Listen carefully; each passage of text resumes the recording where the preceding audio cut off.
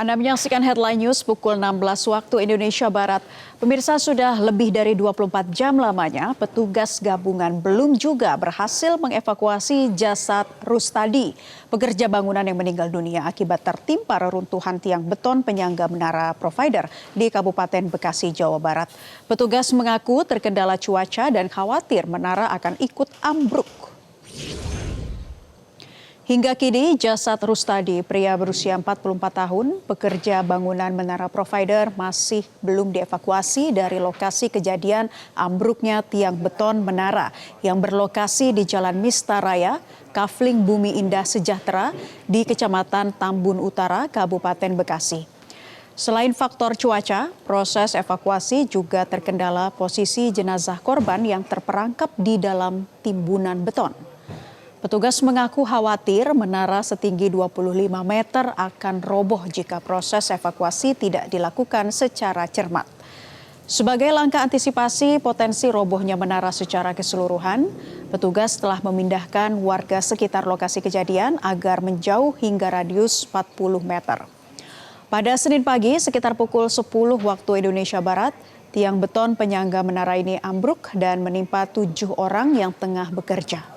Kini pihak kepolisian sedang menyelidiki dan mendalami unsur pidana dalam peristiwa ini, termasuk kemungkinan kelalaian dalam pengerjaan proyek serta berkoordinasi dengan ahli terkait konstruksi bangunan.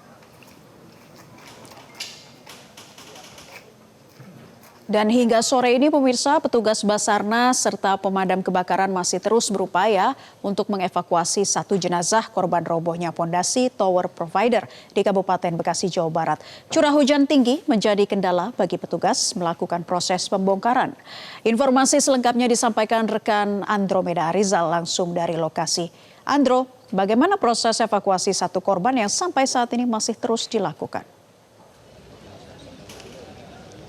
Ya Naila dan juga pemirsa, sudah lebih dari 24 jam proses evakuasi dari pembongkaran tiang ataupun juga tower provider ini masih terus dilakukan. Ada satu korban yang terus dilakukan untuk dievakuasi. Hingga sejauh ini memang kami masih terus berupaya untuk melihat dan juga mendapatkan informasi terkini apa yang saat ini sedang dilakukan oleh tim dari Basarnas ataupun juga dari pemadam kebakaran.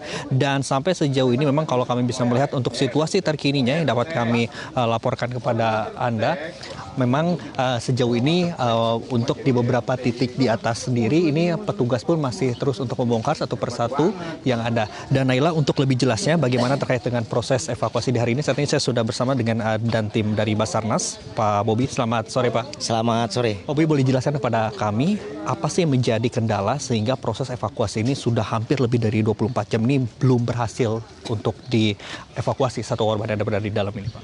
Ya, untuk evakuasi korban yang terhimpit dari reruntuhan tower, memang kendalanya dari cuaca.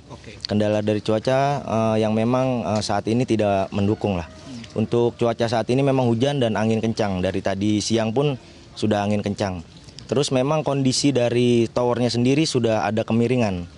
Jadi kita harus stabilkan dulu towernya baru bisa kita evakuasi korbannya. Oke, sudah ada miring sangat jelas sekali ya Pak ya. Bisa dilihat juga ini sudah miring ke arah kiri begitu. Ke arah selatan. Selatan begitu. Oke, apa yang akan dilakukan? Mungkin metode-metode untuk melakukan proses pembongkaran ini apakah sama dengan kemarin akan bongkar satu persatu atau bagaimana begitu Pak? Ya, kemungkinan nanti kita akan bongkar dulu towernya satu persatu untuk mengurangi beban dari si towernya tersebut dari lantai bangunannya tersebut. Takutnya nanti ada patahan atau retakan dari kolom balok bangunan tersebut yang kita takutkan malah jatuh ke bawah.